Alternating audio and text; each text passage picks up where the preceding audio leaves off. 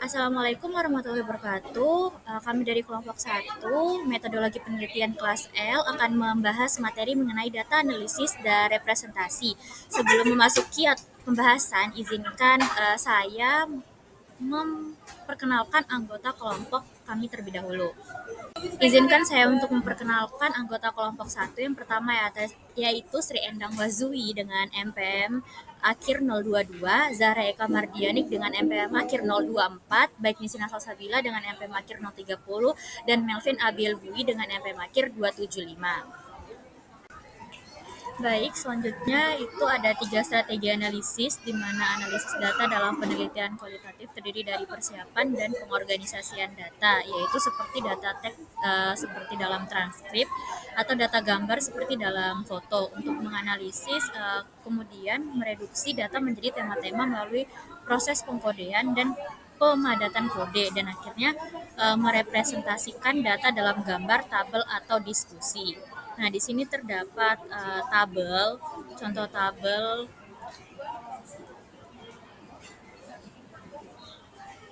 Di sini ada strategi analitik, ada dari Madison tahun 2005, terus ada Huberman dan Miles tahun 1994. Untuk strategi analitiknya di sini ada ide sketsa.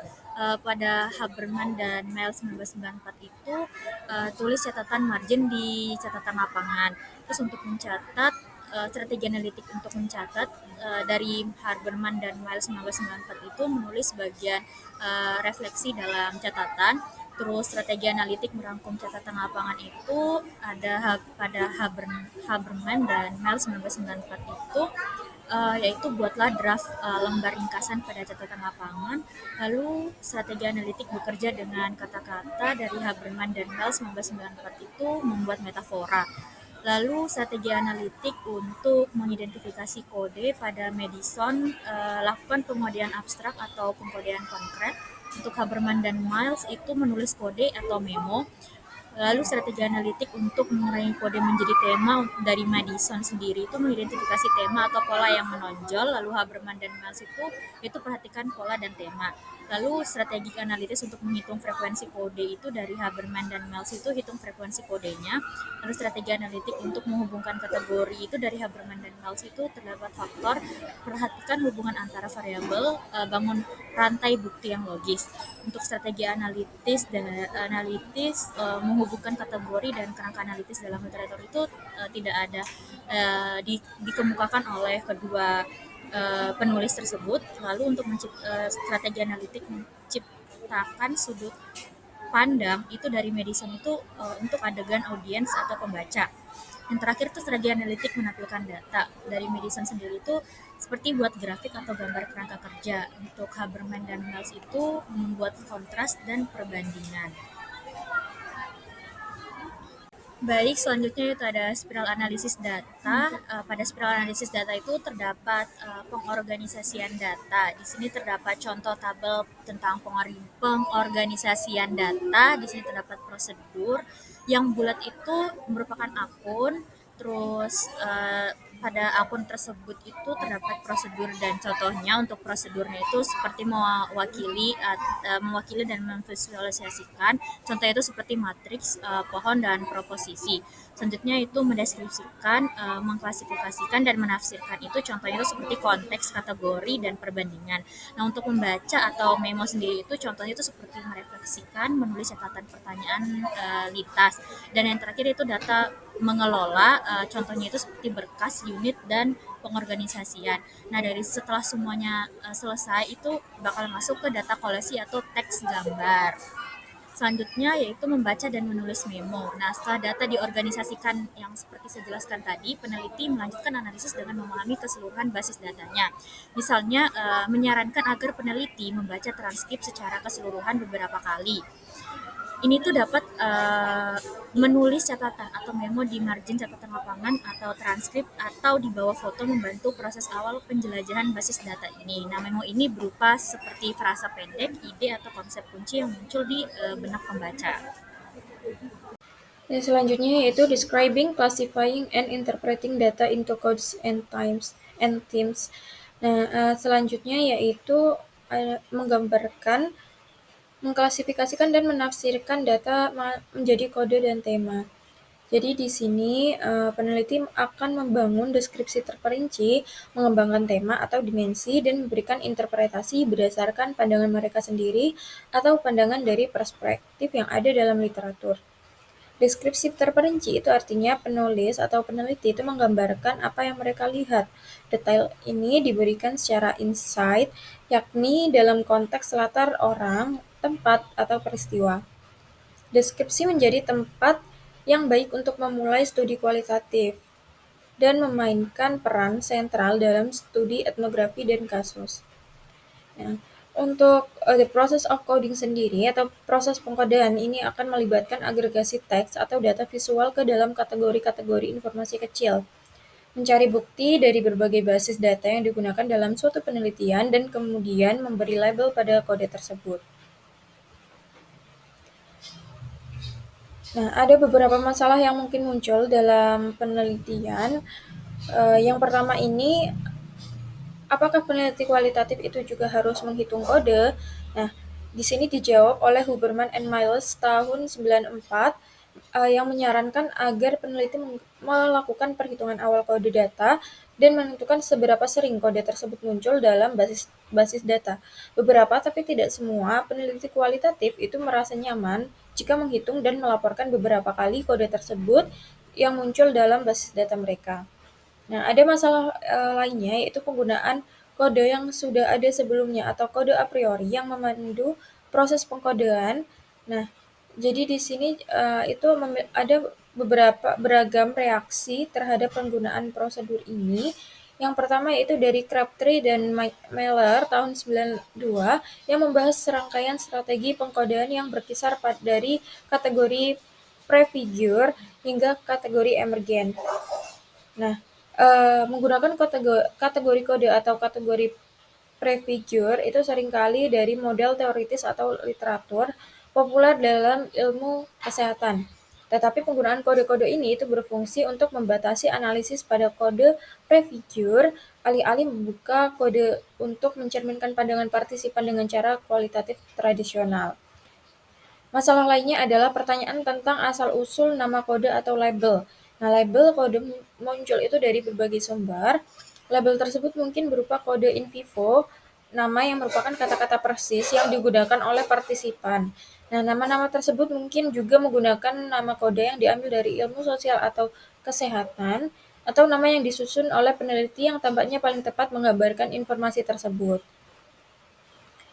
Ada beberapa segmen yang dapat digunakan untuk mendeskripsikan informasi dan mengembangkan tema.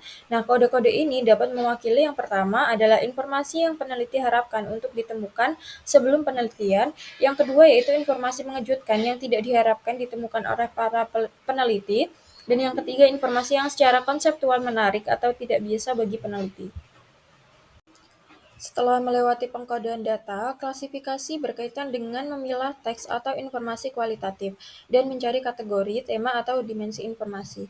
Nah, sebagai bentuk analisis yang populer, klasifikasi melibatkan identifikasi 5 hingga 7 tema umum. Tema dalam penelitian kualitatif atau biasa disebut dengan kategori adalah unit informasi yang luas yang terdiri dari beberapa kode yang digabungkan untuk membentuk gagasan umum.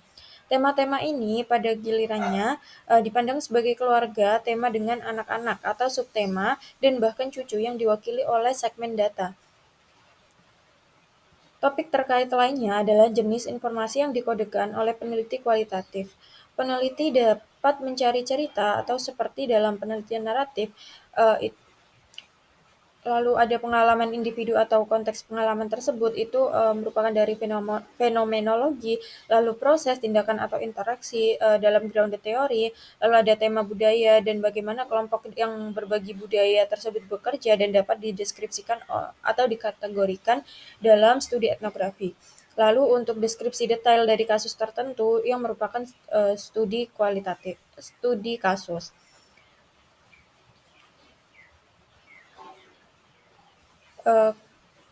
Zaniar, di sini ada Zaniarska tahun 2004 mengidentifikasikan strategi analisis data yang digunakan dalam dekonstruksi yang diadaptasi oleh Martin tahun 90 halaman 355 yang membantu memfokuskan perhatian pada jenis informasi yang akan dianalisis dari data kualitatif dalam sebuah pendekatan.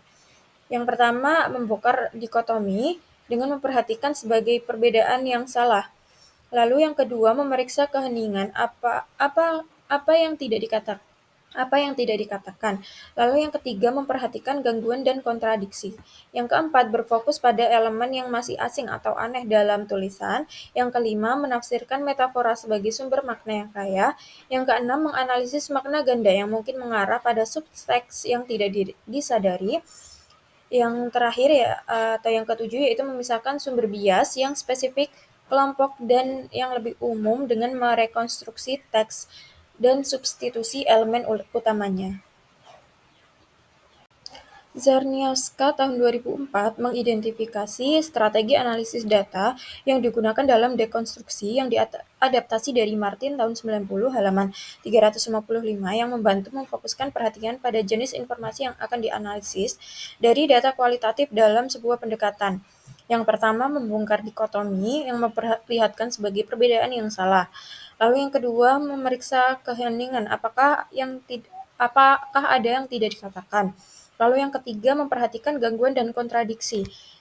Yang keempat, berfokus pada elemen yang paling asing atau aneh dalam tulisan.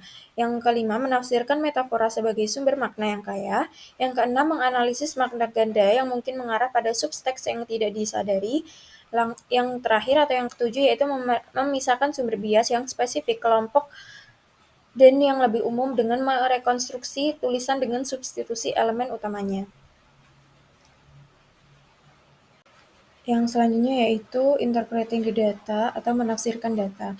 Interpretasi dalam penelitian kualitatif itu melibatkan pengabstraksian dari luar kode dan tema menuju makna data yang lebih luas. Proses ini dimulai dengan mengembangkan kode, pembentukan tema dan kode, dan kemudian pengorganisasian tema menjadi unit abstraksi yang lebih besar untuk memahami data. Ada beberapa bentuk interpretasi, seperti interpretasi berdasarkan firasat, wawasan, dan intuisi. Interpretasi juga dapat berada dalam konstruksi atau ide ilmu sosial, atau kombinasi pandangan pribadi, berbeda dengan konstruksi atau ide ilmu sosial. Dengan demikian, peneliti akan menghubungkan interpretasinya dengan literatur penelitian yang lebih luas yang dikembangkan oleh orang lain. Untuk selanjutnya yaitu representing and visualizing the data, mewakili dan memvisualisasikan data. Nah, setelah interpreting the data, peneliti akan mempresentasikan data, sebuah kemasan dari apa yang ditemukan dalam bentuk teks, tabel, atau gambar. Jadi di sini ada tabel figur dari 8.2. Analisis dalam kasus penembak, lapisan analisis dalam kasus penembak. Contoh dari buku ya teman-teman. Nah, yang pertama di sini ada dua dimensi, itu sosial psikologis dan psikologis. Di sini ada beberapa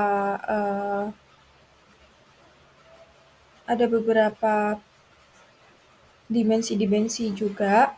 Yang pertama ada penyangkalan, takut, keamanan, pemicu ulang, dan perencanaan dalam kampus. Yang kemudian semuanya itu dimasukkan dalam basis data. Selanjutnya adalah analysis within approaches to inquiry. Yang pertama adalah narrative research, analysis, and representation. Dalam penelitian naratif, utamanya adalah memahami cerita seseorang. Oleh karena itu, analisis diarahkan pada kronologi kejadian, titik balik penting, dan pengalaman yang membentuk perjalanan hidup individu. Peneliti dapat menganalisis struktur cerita atau menggunakan model three-dimensional space, di mana mereka akan melihat interaksi, kontinuitas waktu, dan konteks tempat. Eastman juga menawarkan berbagai pendekatan seperti analisis tematik, apa yang akan diceritakan, analisis struktural, bagaimana cerita disampaikan, hingga analisis dialogis atau performance yang menyoroti interaksi antara peneliti dan juga peserta. Hasil akhirnya adalah narasi yang menunjukkan proses, konflik, dan juga interpretasi peneliti terhadap cerita tersebut. Selanjutnya adalah phenomenological analysis and representation, di mana phenomenological ini memiliki proses analisis yang paling sistematis dan juga terstruktur. Tujuan utamanya adalah untuk memahami esensi dari pengalaman hidup seseorang. Prosesnya dimulai dengan epoch, yaitu upaya peneliti untuk menyisahkan pengalaman pribadinya.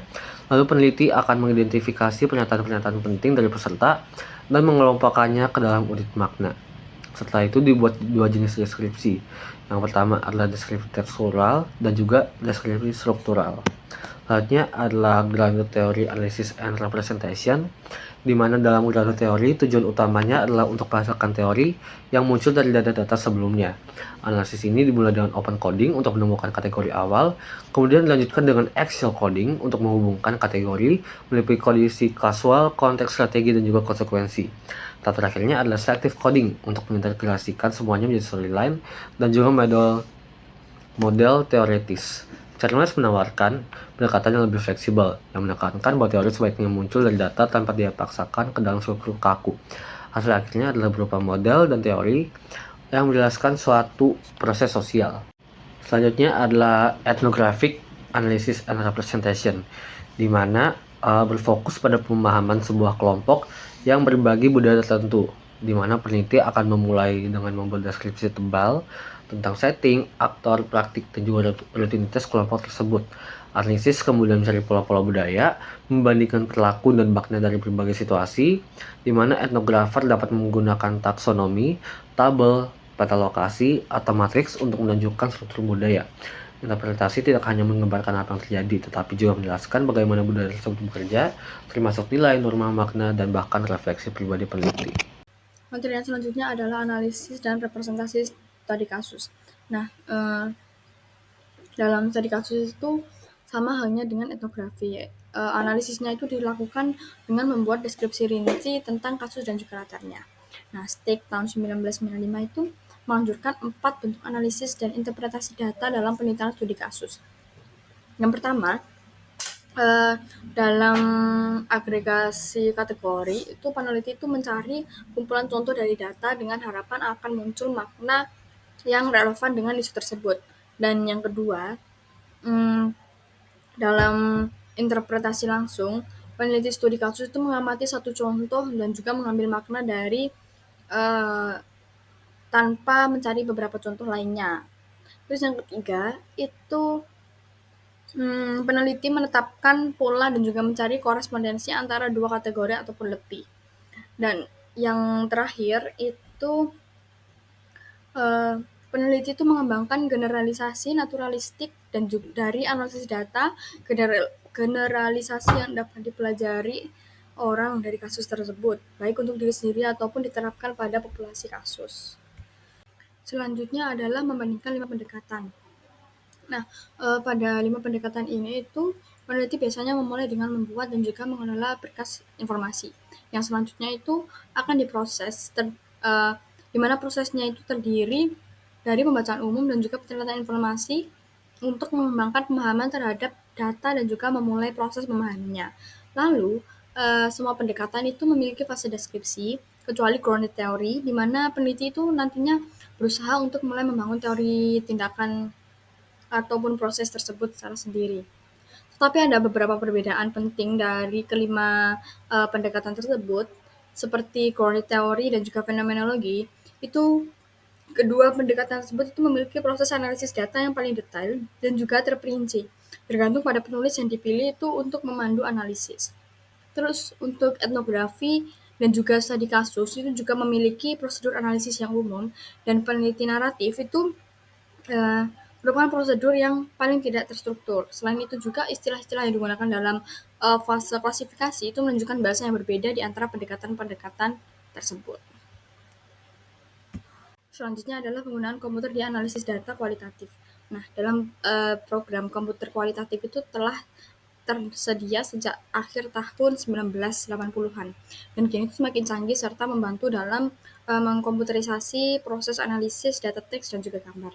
Nah, dalam program komputer kualitatif ini pastinya ada keuntungan dan juga kerugian. Nah, keuntungan yang pertama itu program komputer itu menyediakan sistem penyimpanan berkas yang terorganisir sehingga peneliti itu dapat dengan cepat dan juga mudah menemukan materi dan menyimpannya di satu tempat. Lalu yang kedua itu program komputer itu membantu peneliti untuk menemukan materi dengan mudah. Apakah materi tersebut itu berupa ide, pernyataan, frasa ataupun kata. Lalu yang ketiga itu program komputer itu mendorong peneliti untuk mencermati data. Bahkan baris demi barisnya itu eh, dapat direnungkan makna setiap kalimat dan juga gagasannya. Selanjutnya adalah fitur pemetaan konsep program komputer itu memungkinkan peneliti untuk memvisualisasikan hubungan antara kode dan juga tema dengan menggambarkan model visual. Lalu program komputer itu memungkinkan peneliti untuk dengan mudah mengambil memo yang terkait dengan kode, tema dan ataupun dokumen. Selanjutnya ada kerugian juga. Kerugian yang pertama itu dalam menggunakan program komputer itu mengharuskan peneliti untuk mempelajari bagaimana cara menjalankannya. Nah, hal tersebut itu biasanya merupakan tugas yang berat dan juga jauh melampaui pembelajaran yang dibutuhkan untuk memahami prosedur dari penelitian kualitatif ini. Selanjutnya, program komputer bagi setiap orang itu dapat menempatkan mesin di antara peneliti dan juga data aktual, di mana hal tersebut itu dapat menciptakan jarak dan juga tidak nyaman antara peneliti dan datanya. Selanjutnya, eh, beberapa orang itu mungkin merasa mengubah kategori atau memindahkan informasi itu kurang diinginkan dibandingkan yang lain dan juga merasa bahwa program komputer itu memperlambat ataupun menghambat proses tersebut. Selanjutnya, banyak dokumen untuk program komputer itu tidak memberikan informasi tentang cara menggunakan program tersebut untuk menghasilkan studi kualitatif ataupun salah satu dari kelima pendekatan tersebut yang dibahas pada buku Creswell ini. Selanjutnya adalah suatu program komputer itu mungkin tidak memiliki fitur atau kemampuan yang dibutuhkan peneliti, sehingga peneliti itu dapat membandingkannya untuk menemukan program yang memenuhi kebutuhan mereka. Dalam program komputer itu juga ada contohnya, yaitu contoh dari program komputer sendiri itu yang pertama ada MaxHDI yang merupakan program perangkat lunak komputer yang membantu peneliti itu untuk mengevaluasi dan menginterpretasikan teks kualitatif secara sistematis.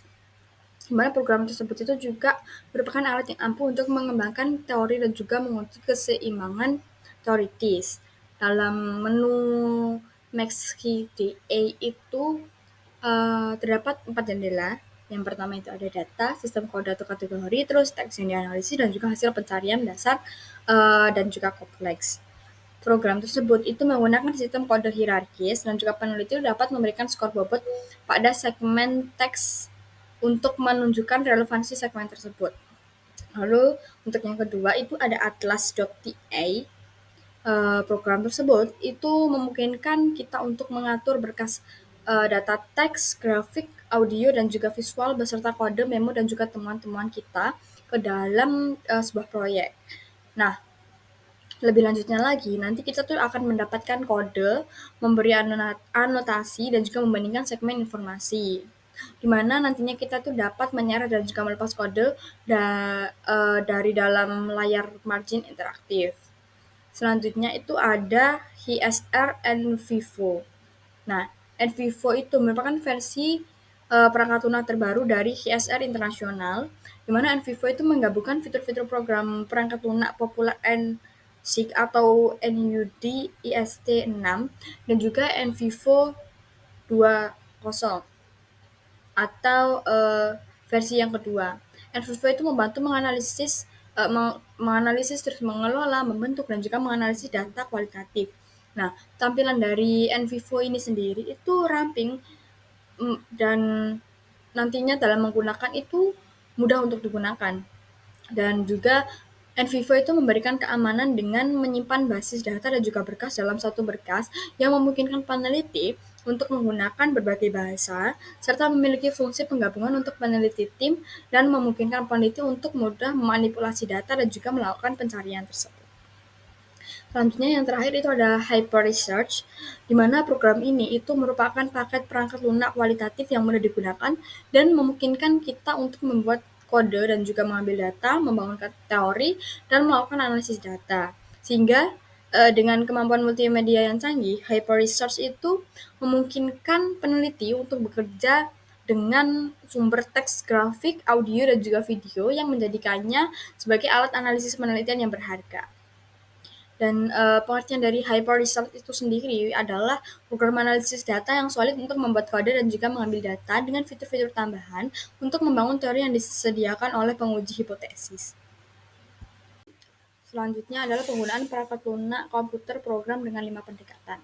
Nah, setelah meninjau semua program komputer tadi, itu dapat dilihat bahwa beberapa cara agar program-program tersebut dapat memfasilitasi analisis data kualitatif itu yang pertama adalah program komputer itu membantu menyimpan dan juga mengelola data kualitatif, di mana program ini itu menyediakan cara yang praktis untuk menyimpan data kualitatif. Lalu yang kedua adalah program komputer itu dapat membantu menemukan segmen teks ataupun gambar yang terkait dengan kode ataupun tema. Nah, saat menggunakan program komputer tersebut, peneliti itu nanti menelusuri teks ataupun gambar satu baris atau gambar pada satu waktu dan bertanya apa yang dikatakan oleh orang tersebut pada bagian ini. Lalu yang ketiga, itu program komputer itu dapat membantu menemukan bagian ataupun segmen umum yang berkaitan dengan dua ataupun lebih dari label kode, di mana proses pencarian itu dapat diperluas hingga mencakup dua ataupun lebih label kode. Selanjutnya yang keempat, itu ada program komputer itu dapat membantu membandingkan label kode. Jika peneliti itu mengajukan kedua pertanyaan tersebut tentang perempuan dan laki-laki, maka akan tersedia data untuk membandingkan tanggapan perempuan dan juga laki-laki mengenai pandangan mereka tentang kasus yang dicari. Lalu ada program komputer itu membantu peneliti untuk mengkonseptualisasikan berbagai tingkat abstraksi dalam analisis data kualitatif. Dan proses analisis data kualitatif itu sebagaimana dibahas di sebelumnya pada bab ini, itu dimulai dengan peneliti itu menganalisis data mentah seperti wawancara, lalu membentuk data menjadi kode, dan kemudian itu menggabungkan kode-kode tersebut itu menjadi tema yang lebih luas. Lalu program komputer itu menyediakan gambaran visual, kode, dan juga tema, di mana banyak program komputer yang memiliki fitur pemetaan konsep sehingga pengguna itu dapat membuat diagram visual kode dan tema tersebut itu menjadi berterkaitan. Kode dan tema itu nantinya juga dapat terus dipindahkan dan juga disusun ulang ke dalam kategori informasi baru seiring berjalannya proyek. Selanjutnya, program komputer itu menyediakan kemampuan untuk menulis memo dan juga menyimpannya sebagai kode, di mana nanti peneliti itu dapat mulai menyusun laporan kualitatif selama analisis data dan juga sekedar mencatat wawasan yang muncul. Dengan program komputer juga itu peneliti nantinya tuh dapat membuat template untuk mengkodekan data dalam masing-masing dari 5 pendekatan tersebut. Sekian presentasi yang dapat kami sampaikan. Apabila ada salah kata maupun ucap, kami mohon maaf. Assalamualaikum warahmatullahi wabarakatuh.